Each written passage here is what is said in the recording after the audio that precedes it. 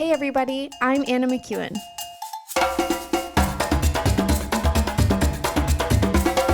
And now for Bob Switzer with the epic narrative.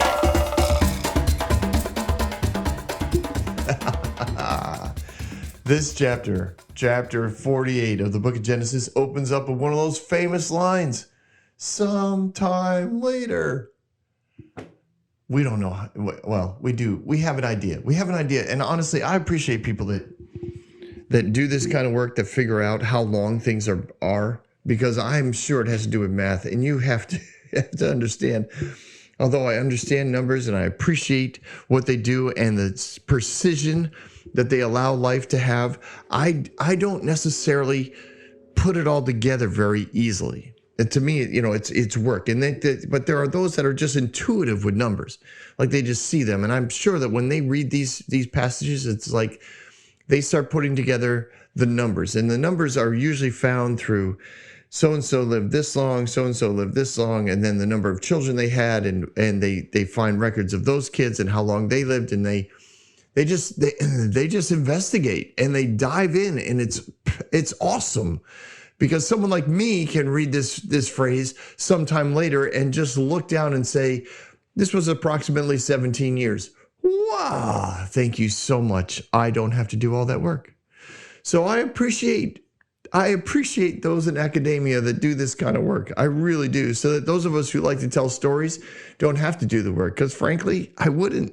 And I would just live in ignorance. And people say ignorance is bliss, and trust me, I am a very happy man. Sometime later, about 17 years later, Joseph is told, your father is ill.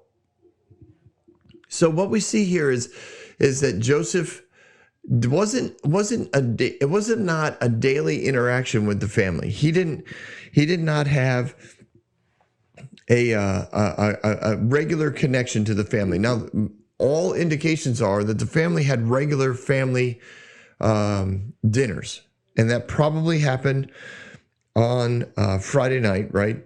Just before Sabbath, the Sabbat meal. And Joseph was probably always invited, but he was running a country, and he was increasing the wealth of the country. And over those 17 years, remember, everybody in the country was now serfs, right? They served the government. They owed the government 5% of everything they produced. So people were, I guess you could call it a tax, but the reality is they had sold themselves to Egypt, and in exchange they got to live. Right? It was an exchange, and again, it was part of Joseph's plan, not only in Egypt but also in Canaan. And so part of Joseph's job and part of the ministry that he would oversee would be those that collected that 5%. Those that they got 5% of the produce, and then they would put that in the storehouses, and then they would sell it to other countries from them, and they also gave it to the priests. And there were a lot of priests, and there were a lot of temples all throughout Egypt. So the 5% that came from all the farms and all the fish markets and all of the engineering feats, etc., whatever was being produced, whatever money was being produced, you owed 5% of that to the government. And the government dispersed it as they saw fit, and Joseph was in charge of that. So Joseph had a lot of things to do, a lot of people to meet, a lot of dignitaries to talk to. Egypt kept growing in power and authority around the world. Why? Because they survived the famine. They survived the famine strongly. Their warriors were not weakened. Their families did not die off like so many other in the nations around them. Egypt got stronger after the famine. Other countries were just recovering. They had given all their money to Egypt, so they didn't have resources as far as finances. They had given all their lands to Egypt. They had given themselves to Egypt. They had given all their livestock to Egypt, all their horses and all their donkeys, all their camels, all their cattle. Everything belonged to Egypt. So these countries that were around Egypt were very devastated for years to come, and they had to be cared for. Joseph would have been a part of all of that because it was part of Joseph's plan that put him in that role. So 17 years later, Joseph gets word that his father is very ill. And one of the things that Joseph wanted to do before his father died was he wanted to make sure his sons received a blessing from their grandfather. Now, blessings meant a lot. Father blessings mean a lot.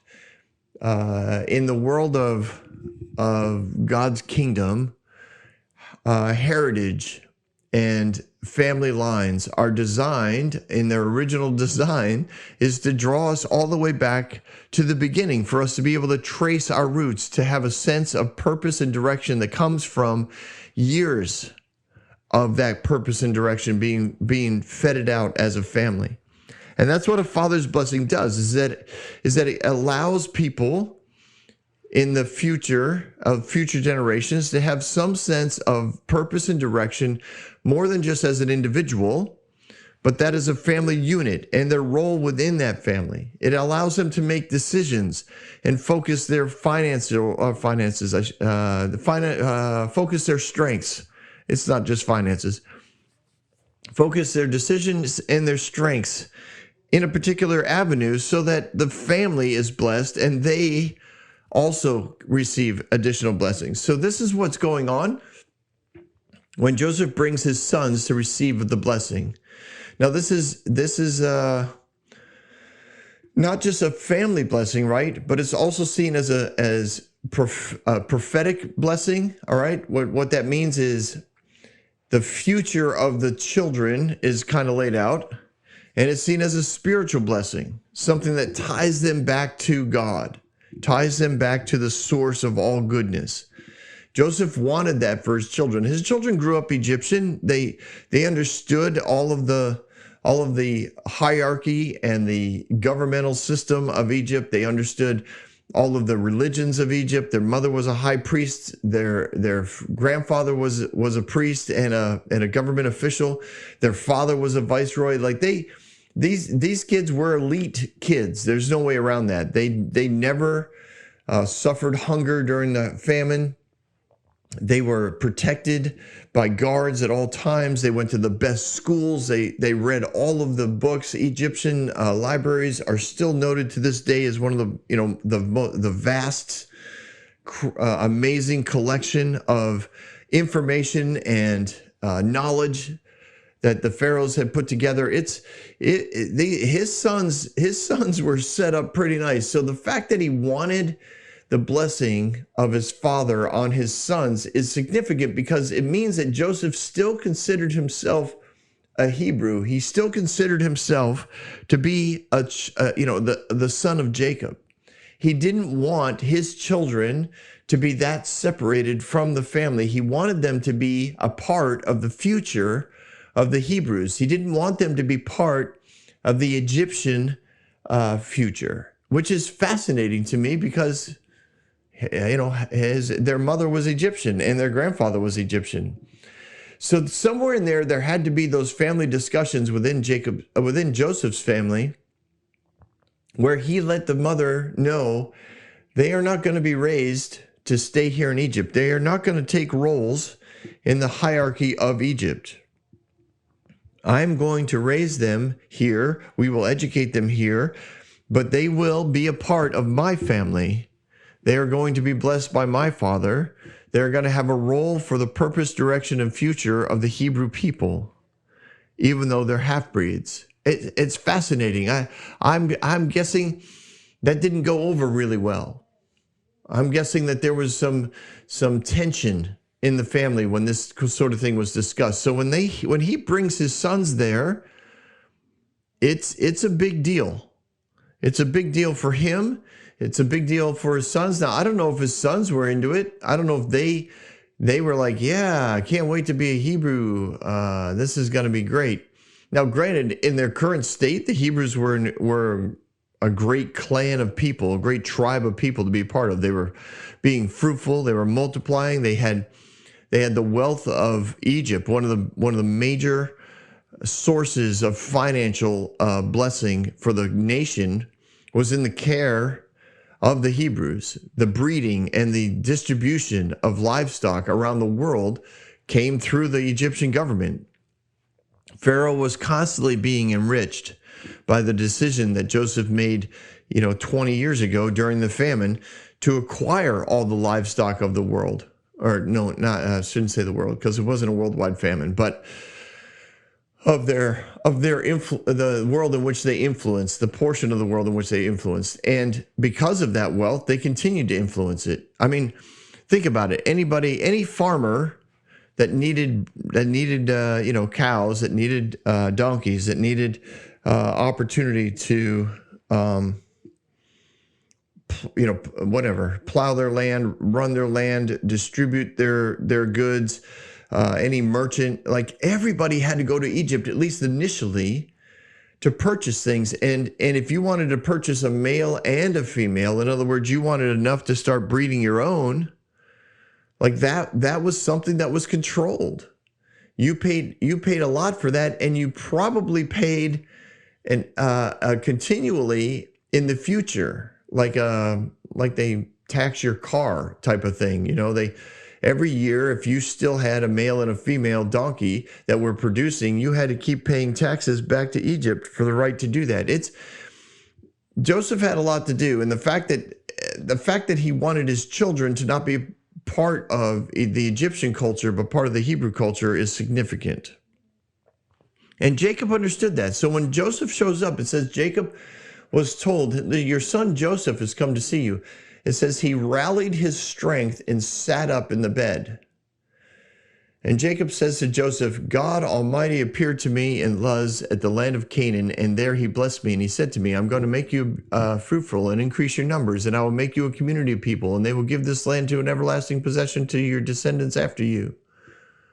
So he reminds Joseph and the sons that this blessing comes from a long heritage, and it's attached to a promise that God was not going to, leave these people in Egypt, that he was going to take them back. He was going to give them the land.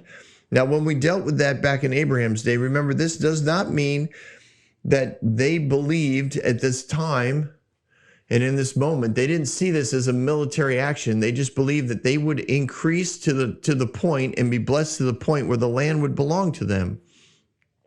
That was the concept. So Jacob has been watching this happen. His people are multiplying, and they are getting incredibly wealthy because they take care of the wealth of Egypt.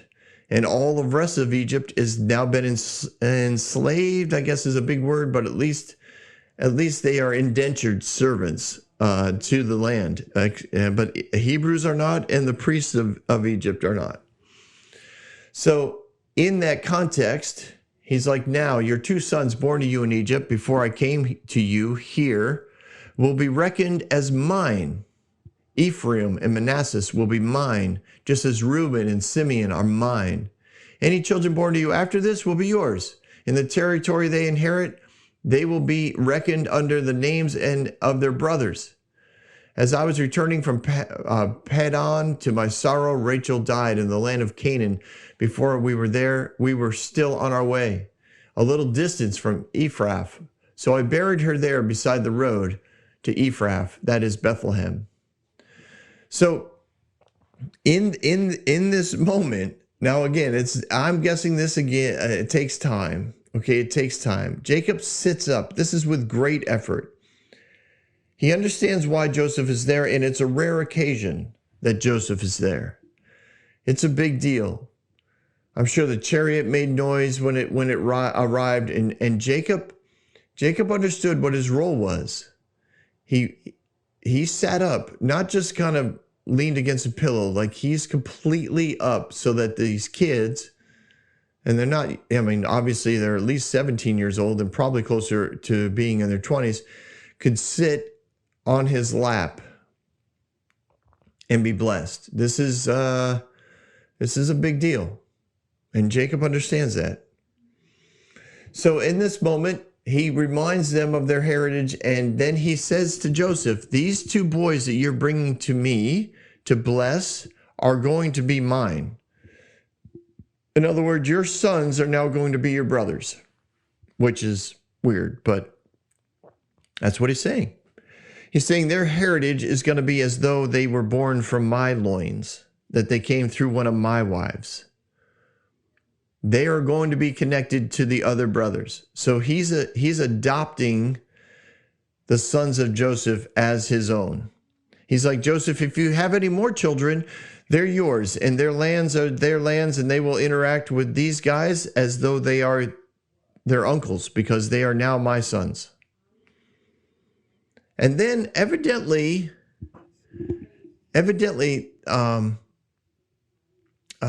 Joseph needed an explanation as to what happened to his mother, like why she wasn't buried with Leah. I'm thinking that it's something he always wanted to know, and Jacob understood that he had never really explained it all. So the explanation, although it's only one verse long, is actually, pretty significant. What he's saying is, listen, your mother isn't in the family tomb because when it happened, when she died, we were on our way to the land. And I was devastated. I was overwhelmed with grief. I couldn't go on without her.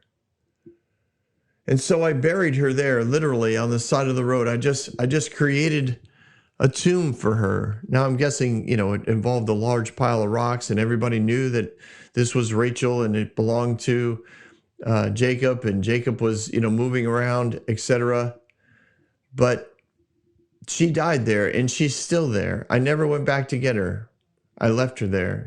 Leah was buried with Abraham and with Isaac, but here, Rachel, that's why Rachel is not there, is because I couldn't bear to bring her back. I couldn't bear to relive the pain of what happened when she died. And that was enough, I guess, for Joseph, for him to hear that from his father. So when Israel sees the sons of Joseph, he identifies them. He goes, who are these people? This is a ceremonial thing. And he says, these are the sons that God has given me. And Israel said, bring them to me so I may bless them. So Israel's eyes were failing because he's old and he could hardly see. So Joseph brought his sons close to him, and his father kissed them and embraced them. Again, this is their grandfather. This is not like crazy, like who's this old man and why is he kissing us? They know who he is. They understand what's going on. They understand the honor that they need to show, and the blessing that is coming to them is going to be significant. They literally have been spiritually and prophetically adopted that day as now sons of Jacob and not sons of their father. So that's, again, big. Like, these guys are in their 20s. So he says to them, Israel says to Joseph, I never expected to see your face again, and now God has allowed me to see your children as well. And again, this is not a reference to the last 17 years. It's to the 20 plus years that he was in Egypt and no one knew it. He goes, I thought you were dead, and now I am so blessed because not only did I get to see you, but I get to see your children and bless them. It's more than just see them. It's the idea that I get to see into them. It's that it's kind of like that Evans Hart phrase, right? I see you. What was it, Jake? Sorry, flashback. All right. Verse 12, then Joseph removed them from Israel's knees and bowed down with his face to the ground. So he honored his father. Again, the sons had gone and sat on the grandfather's knees. Of course, that was pretty heavy. So he took them down. He took them both.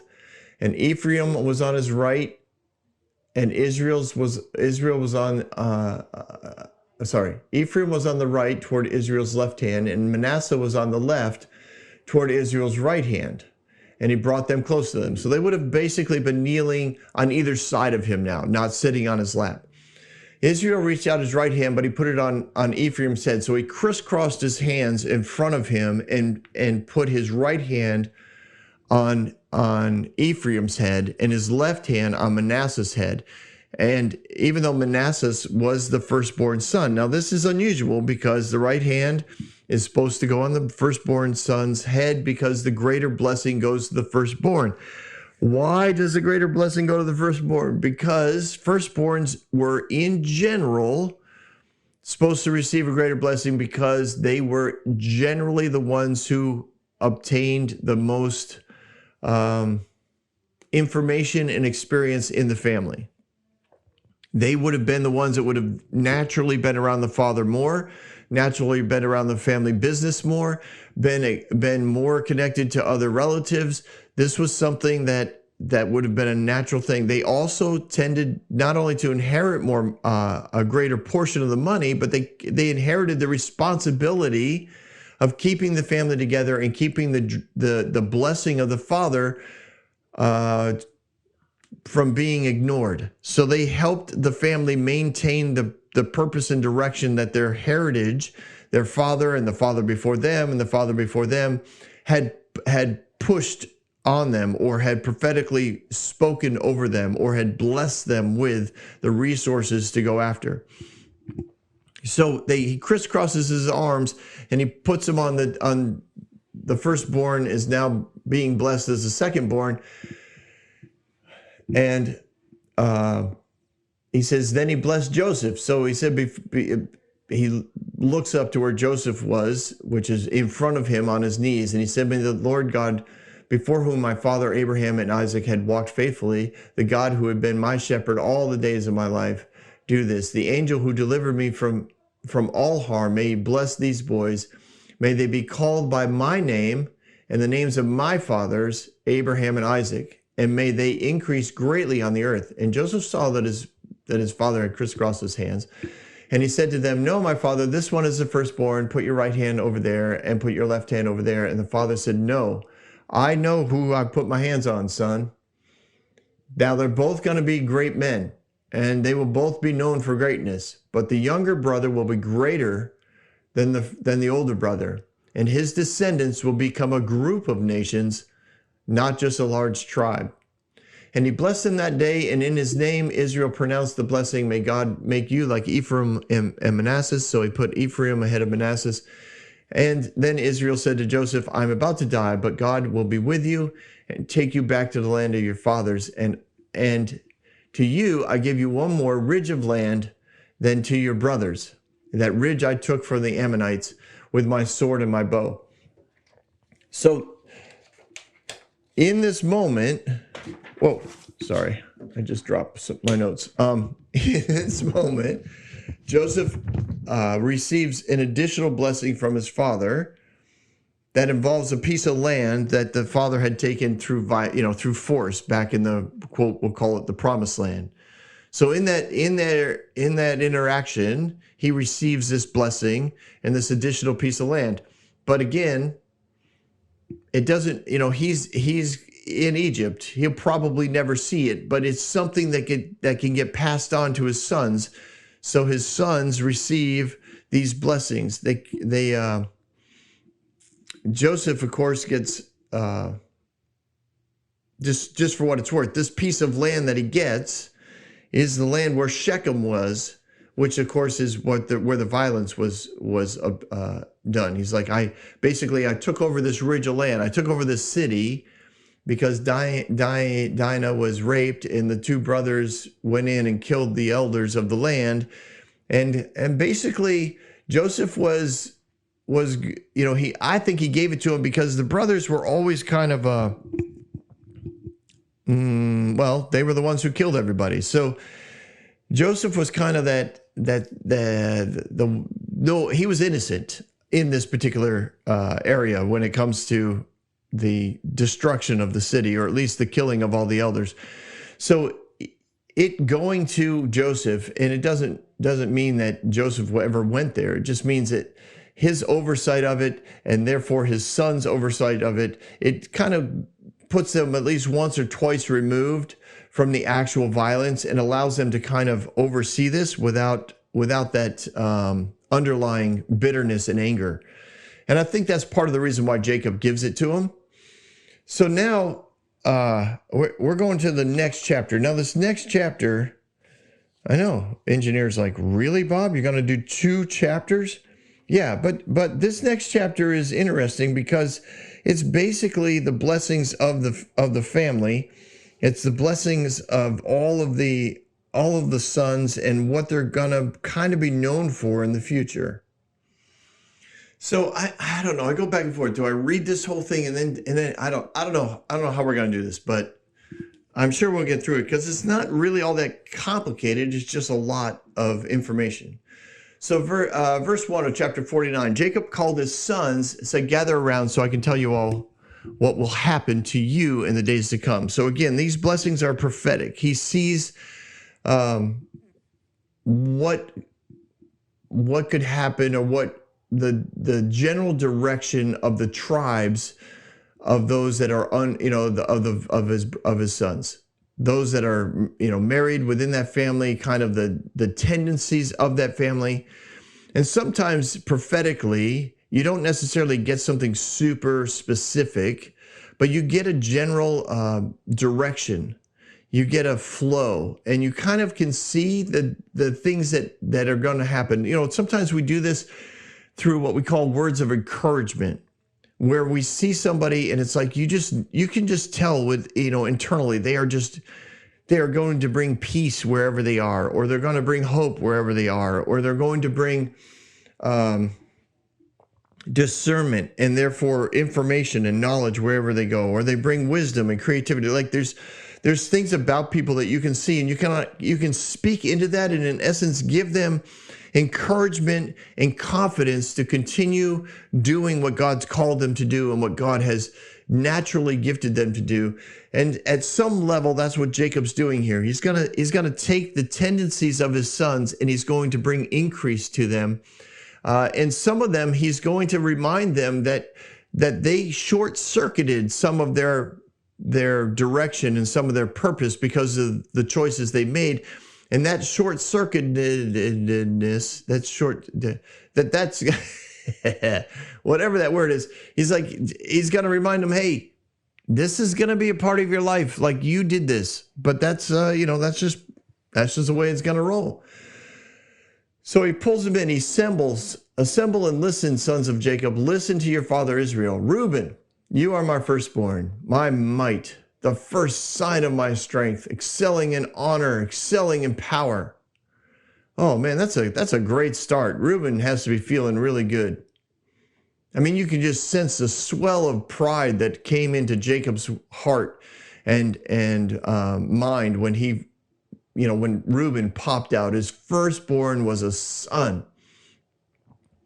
Then verse 4, he said, turbulent as the waters, you will no longer excel, for you went into your father's bed onto my couch and defiled it. So he just reminds him, hey, Reuben, you kind of lost your position because of what you decided to do. You should be a nation's leader, but not going to happen.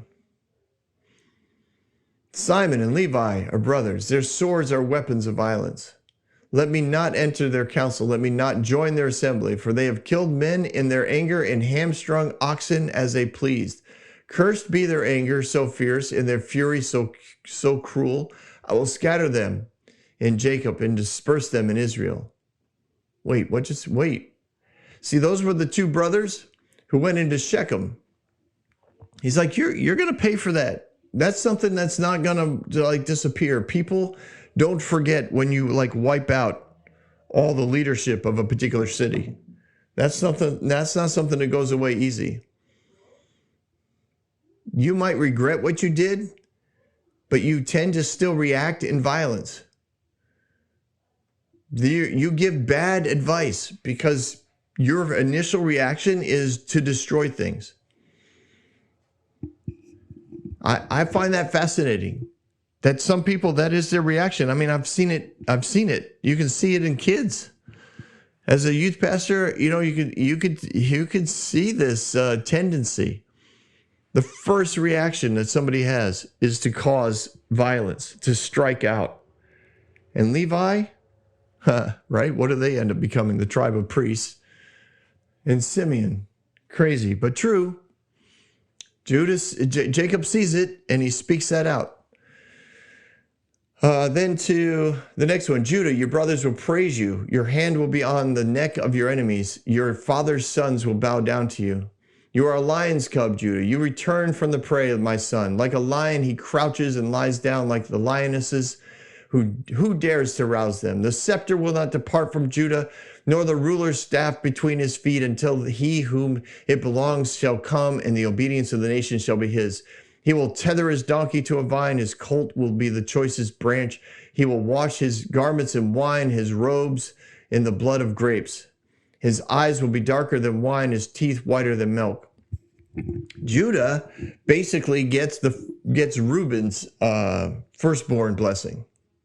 That's really what's happening here. He's like, listen, Judah, all good things are happening to you. I know you left the family. I know you made some bad choices, at least one bad choice, but you ultimately made things right down there. You did marry the girl that you slept with, and you raised the child as your own, and you never slept with her again.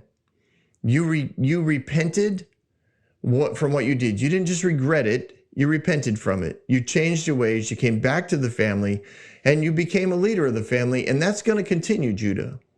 You're going to lead this family in relationships. You're going to lead this family because royalty will come from your line. There'll be a line of kings that come from you. And ultimately, we know that the line of Judah produces the Messiah. The donkey speaks of peaceful rulership. The vine equals wine and prosperity. The eyes and the teeth speak of health and long life. Judah gets a lot of good stuff. Judah's going to be in good shape for a long time. And that's true. And then he goes to Zebulun. Zebulun will live by the seashore and become a haven for ships. His border will extend towards Sidon. Awesome. Zebulun, he says, listen, you have a natural gift on the waters. You tend to like the shoreline. You love being by the ocean. You're going to become a provider of commerce from the sea trade and from fishing. And you're going to transport it inland. In other words, your job, part of your job, Zebulun, is going to be providing for the family. You're going to provide things for us from the ocean, both in trade and in food. That's a heavy load, but also, right? I mean, I think about it. I think, wow, like this is confirmation. I'm sure Zebulun's wondering, am I going to have to kind of fool around with livestock the rest of my life? And Jacob's like, no, you're going to do what you love. You're going to go to the ocean, and you are going to become a man of the sea, a tribe that interacts with the seashore. I think that's a pretty cool blessing. Then Issachar. Now, Issachar, he says, where Issachar is a raw-boned donkey lying down among the sheep pens. When he sees how good is his resting place and how pleasant is his land, he will bend his shoulder to the burden and submit to forced labor. Issachar is an interesting blessing, because basically what he's saying is it's a spiritual blessing. Like he's going to bend himself to what's going on around him. He's going to take on burdens to whatever that are around him. Circumstances are going to play a key role in Issachar, but they are going to see things in the timeline and in the projection of what God is doing that will allow them to speak that out so people know what God's doing both now and in the future. But they aren't going to be people who direct the family in a physical sense. Not like Zebulun, who will be bringing in food. Not like Judah, who will be bringing royalty and peace and health and prosperity. Not like Simeon and Levi, who will be basically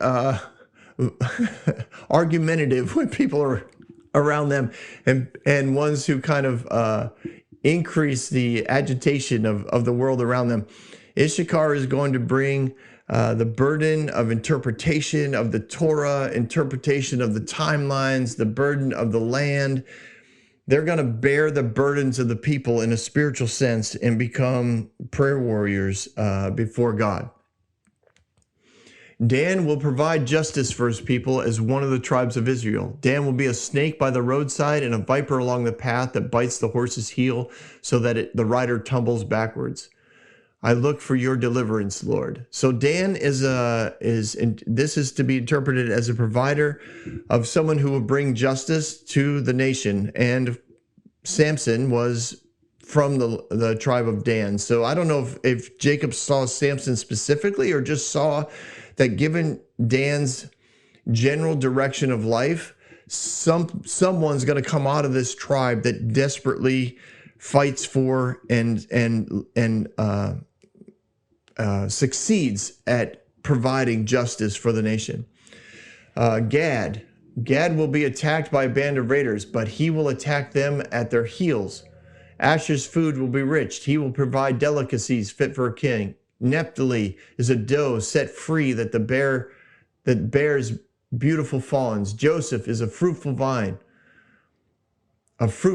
near a spring whose branches climb over a wall. With bitterness, archers attack him. They shoot him with hostility. But his bow will remain steady. His arms will stay limber because of the hand of the mighty one of Jacob, because of the shepherd of the rock of Israel. So in these next few, we see that Gad is a warrior tribe, but there are no losses. That's what's interesting. If you break down these words, Gad basically is not going to lose anybody. They're going to be known as a warrior tribe, returning on the heel of its enemies, the same path with the same number of people. Asher is going to provide food for the nation. Mostly what Asher's job was to do was provide food for the Issachar tribe, who were basically full-time in ministry, and the Gad tribe, which were full-time warriors. Naphtali was a tribe that delivers information quickly to other tribes and to other nations. That's what it means, is a doe that is set free, that bears beautiful fawns. That's information. They are basically going to become a nation of couriers. Now, maybe they were a bunch of gossips as well. I don't know. No, Bob, come on. This is a time of blessing. There's no need to take shots at people. I'm just saying. They were going to be a tribe of information, which is kind of a cool nuance to the tribes of Israel. And Joseph, he received a blessing of favor from God. Now, Judah would lead the family and father royalty, but Joseph was going to be, he was going to hold this bow with this. He's going to be attacked. So Joseph is a place of division. And I'm sure that this comes from Jacob's ability to see that Joseph was a Hebrew leading an Egyptian nation. And he's like, people are going to attack you. People want your job. People want to take you out. But you are going to be able to remain steady. Your bow remains steady. You're going to continue to do the things that you need to do, and not a negative thing is going to happen to you. Now, Jacob wanted Joseph to have abundance because of all the saving and shepherding he did and keeping the family together and bringing them back together, and the suffering he went through when he was separated from them as a slave in Potiphar's house, as a prisoner in Potiphar/Pharaoh's prison. So the blessings of Joseph were also upon his two sons. So Jacob knows that basically he blessed Joseph specifically with the ability to keep his enemies at bay by his bow never bending and his arms staying limber, or not unbending, always staying bent, and his arms always staying strong. And then he also knows that he also blessed Joseph's sons now as Joseph's brothers. So basically the family's going to be well set for years to come. And he wanted that for Joseph because of what Joseph had gone through in order to keep the family together. He says, Benjamin is a ravenous wolf. In the morning he devours the prey, and in the evening he divides the plunder. Benjamin was going to be another warrior tribe that provides plunder of victory to the family. Now, Gad is a warrior tribe, and they're somebody who they just keep chasing the enemy down and gaining victories. Benjamin is a warrior tribe, but Benjamin's tribal practice also brings wealth to the nation of the Hebrews. And that's something of a job for them. This is basically to remind them it's not all for you. All this stuff that we're blessing you with, that Jacob's blessing, he's like, this is for the family. These are roles that you have within the family to provide and to bless others. Now, Jacob makes a very clear request. He's like, I am going to be, when I die, I want to be gathered to my people. I want to be buried with my fathers. And he literally describes where the cave is, I guess, in case somebody might have forgotten. He makes sure they know this is the tomb where Abraham and his wife Sarah are buried, where Isaac is with his wife Rebekah, where I buried my wife Leah. The field, the cave, there. That's where I bought it from the Hittites. I have the title. I have the deed. Like, don't forget.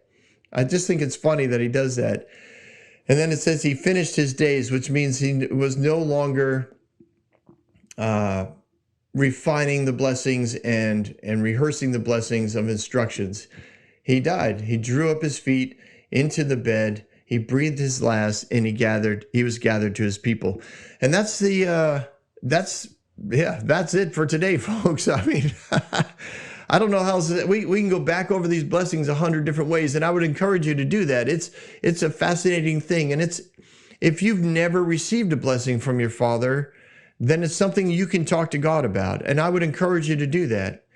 Receive your father's blessing from our Heavenly Father. And if you are a father, it's really good for you to bless your children. It's something I've done a number of times. I've blessed my sons. I did it in ceremonial ways. I've done it in personal ways. I've done it in corporate, blessings. There's lots of ways to bless and honor your children, and you should do it. And your daughters, they should know that as a father that you love them, that you see in them characteristics that you're going to bless. This is not a time to call out their negative. This is time to release to them the opportunity to become greater at what God's gifted them in. And a father has a unique ability to do that. Not that mothers can't, not that mothers shouldn't, and I'm not in any way disparaging moms from blessing their kids by any means. I think moms bless their kids probably more than fathers generally because they spend so much more time with them, generally speaking.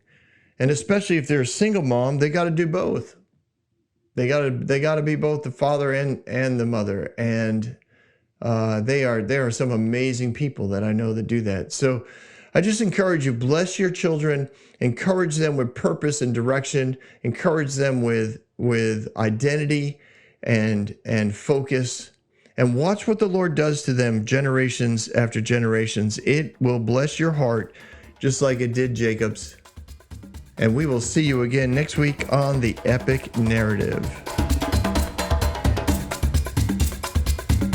Don't go anywhere. We've got Bob Thoughts. Well, this episode was, long.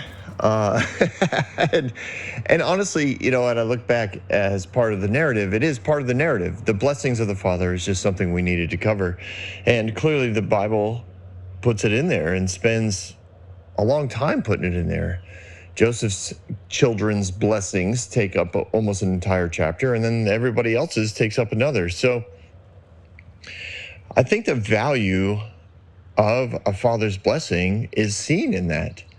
And even though we may look at it and think, well, do we really have to spend this much time on it? I think it's important for us to say, yes, we do. And if you think to yourself, well, no one really cares, or my kids don't really get it, or they're not old enough to understand. I mean, granted, all of Jacob's children were far older than like little children, but they understood what was going on, and they understood that this blessing was coming, and they knew that their father would have a say in their future. The power of words cannot be understated. It just can't. That Jesus put it like this. Jesus said, the power of life and death is in the tongue. You can't get more powerful than that. And he illustrated it. I think he illustrated it really clearly when he cursed the fig tree. Now, this was a tree that was out of season. It shouldn't have figs anyways. And it was obviously not a person. And I think Jesus was, for me, that's what that story means. And in the context of it, I think it's there as well. Jesus wants his disciples to understand, this is the power I'm giving you. And I'm giving you the freedom to use it. So use it wisely. And he curses the tree and it's dead. The next day it's dead.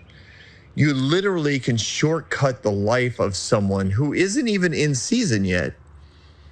You can shortcut their life by saying things to them that will destroy their fruitfulness. It's a fascinating thing. Now, do I think if someone curses you that you are forever under that curse? No, that's not what I think.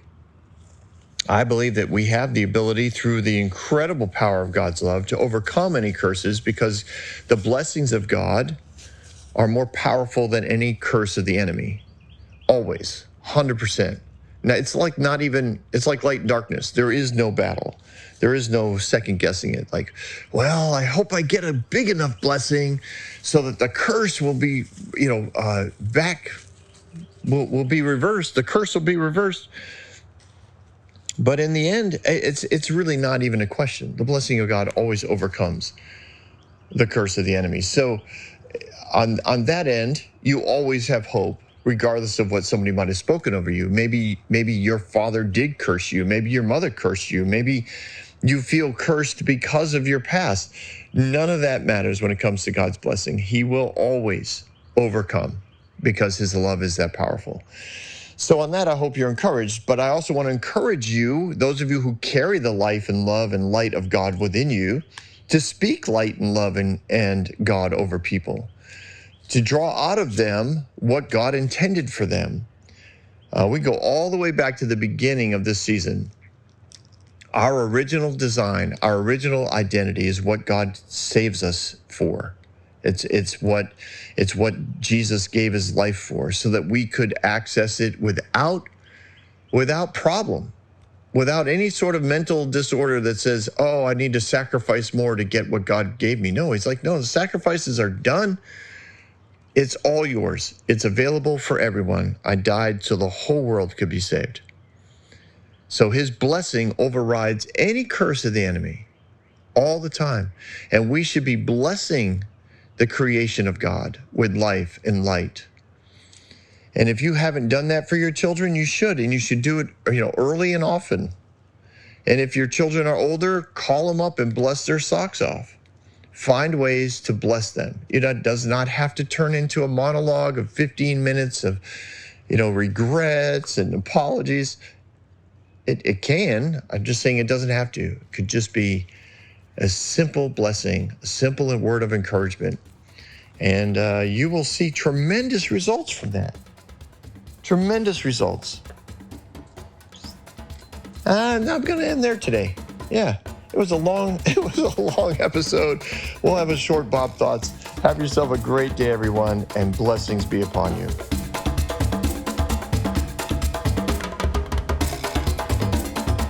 Hey everyone, thanks for listening. If you like what you heard, you can subscribe to this podcast on any platform you use. You can also reach out to Bob for questions or booking at thebobswitzer.com or email him at thebobswitzer@gmail.com. See you next week, guys.